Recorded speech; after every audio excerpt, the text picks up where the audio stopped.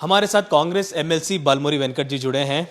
आपकी सरकार पर यह आरोप है कि दो जर्नलिस्ट जिन्होंने अपनी रिपोर्टिंग का काम किया उनको गिरफ्तार किया गया कुछ सेक्शन के तहत, और उनका ये था कि कोई अब्यूजिव और प्रोवोकेटिव वर्ड्स, डेरोगेटरी वर्ड्स का इस्तेमाल उनके इंटरव्यू में किसी किसान ने किया था। इसको लेकर दो जर्नलिस्ट को अरेस्ट किया गया है आज सुबह। तो इस पर क्या कहेंगे?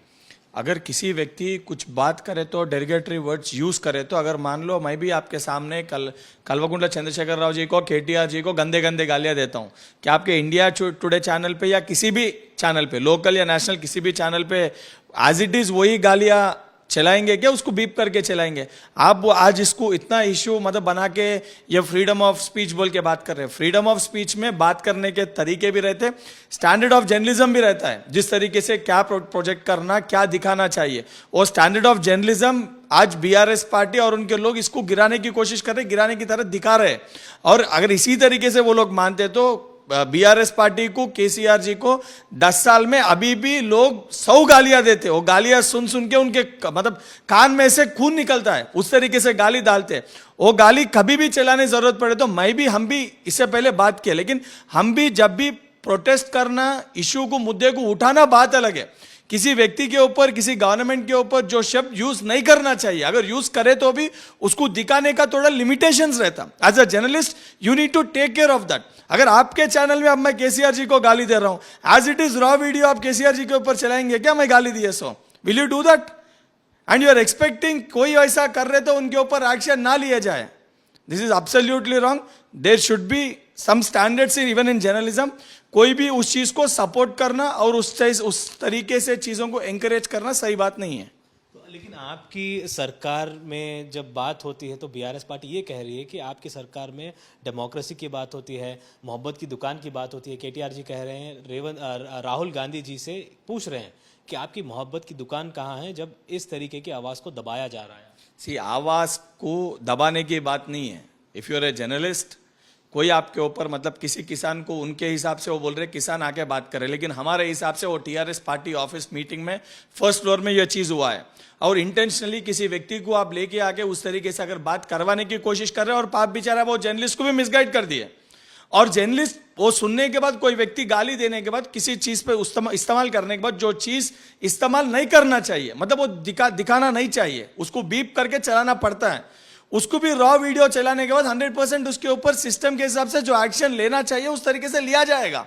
उसको इतना बड़ी तरीके से जो दिखाने की कोशिश कर रहे, क्यों बोले तो BRS party intentionally has done it. जो चीज है नहीं वो दिखाने के लिए, उनके पॉलिटिकल मोटिव के लिए, पॉलिटिकल बेनिफिट के लिए आज एक जर्नलिस्ट को भी बलि पे चढ़ाए बीआरएस पार्टी और केटीआर। उसीलिए लगातार केटीआर इस चीज को उठाने की कोशिश कर रहा। अगर केटीआर हकीकत में डेमोक्रेसी को वो मतलब डेमोक्रेसी बार बार जब वो बात कर रहा है, उनके टाइम पे जो चीजों पे ऊपर क्वेश्चन करे, हम जैसे लोगों के ऊपर 2-3 दिन तक हमें बिना कहां पे रजिस्टर करे, कहां पे केस लगाए, कहां पे अरेस्ट भी ना दिखा के 3-4 दिन तक मैं और बहुत सारे जर्नलिस्ट को जेल में डाल चुका है। पहले उस चीज का केटीआर साहब जवाब देना चाहिए। अगर हमारे सरकार में कौन सा भी चीज, कौन सा भी ऑफिसर ने इनप्रॉपर तरीके से अगर बिहेव करेंगे तो 100% our chief minister will also take action against it.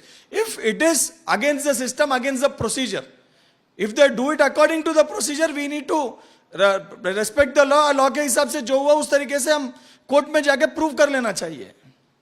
तो एक और बात है, जो गवर्नर की आज स्पीच आई है सरकार की तरफ से, जो दिए गए डेटा, स्टैटिस्टिक्स जो दिए गए वो सारे फर्जी है, वो सही नहीं है, उतना नहीं किया गया है और ज़्यादा प्रोजेक्ट किया जा रहा है। कांग्रेस सरकार अपने वादे पूरे करने में नाकाम हो रही है यहाँ पर तेलंगाना में, ये बीआरएस पार्टी कह रही है। सीट्स, मैं वेरी क्लियरली एक बात बोलना चाह रहा हूँ। हमारा सरकार बना के तेलंगाना में 15 महीने हुआ। 15 महीने में हम हर एक स्कीम, हर एक guarantee, month by month we are implementing each and every guarantee जो हमने किया है। और 100% हम जो भी वादे किए 100% तेलंगाना 7,50,000 करोड़ रुपए डेफिसिट में रहने के बाद भी we stick on to our promises and we are implementing it. Governor speech में जो गवर्नमेंट का लास्ट बजट था, जो स्कीम्स हमने किया, उसके ऊपर गवर्नर जब बात कर रहे, यू नीड टू मतलब जो procedure, decorum of the house जो रहता है, उसको सोच के, उसको नजर में रख के हमारा बिहेवियर उस तरीके से रहना चाहिए। क्यों? कल के दिन उसके ऊपर डिस्कशन जब हुआ, आपके जो भी पॉइंट्स है आप रख सकते, इंटेंशनली उनके पार्टी में बेटा, दामाद, बेटी, केसीआर आया उसके सामने मार्क्स गिनने के लिए जो मर्जी मनमानी वो लोग बात कर रहे हैं। और मैं केसीआर साहब को स्ट्रेट एक क्वेश्चन पूछना चाह रहा हूं, हमारे वादे के ऊपर वो बात कर रहे हैं। टीआरएस मैनिफेस्टो में एक ऐसा वादा था जिसके लिए 1 रुपए भी उनको खर्च करने की जरूरत नहीं था। दलित को चीफ मिनिस्टर बनाते बोल के, नहीं तो सर काट ले तो बोल के केसीआर साहब ने बोला है। क्यों आपने वो नहीं किया? और आपने जो हमारे 420, 418, 430 हमारे हामी के बारे में आप बात कर रहे हैं, हम जो गारंटी दिया उसके ऊपर 10% जोड़ के आपने बोला तेलंगाना को, जनता को कि आप भी देंगे। लेकिन जनता आपके ऊपर इसीलिए भरोसा नहीं करा क्यों बोलते पिछले 10 साल में जो भी वादे आपने किए, एक भी वादा आपने इंप्लीमेंट नहीं किया, एक भी वादा आपने पूरा नहीं किया। आप कौन से वादे करने के लिए गए? जो कालेश्वरम आपके उसमें था ही नहीं। कालेश्वरम प्रोजेक्ट को ले गया क्यों बोले तो उसमें कमीशन आता।